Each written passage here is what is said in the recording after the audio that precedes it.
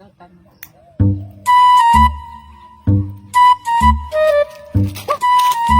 na pre, yung binili kong mga ingredients. Ah, sige pre. Anong kayang masarap na iluto pre? Ano nga ba pre? Masarap ba yung adobong sismosa? O kaya yung kaldalera? Baka mas masarap yung pre, pakbit na yung gitera. Tanungin mo kaya sa nanonood pre. Baka alam nila. Ano nga ba? Ikaw na sismosa? Ang sakit-sakit pala kapag naloko ka. Kaya naman sa relasyon na to ayoko na.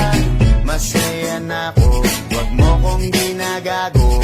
Umanap ka na lang ng maloloko mo na bago. Ang sakit-sakit pala kapag naloko ka. Kaya naman sa relasyon na to ayoko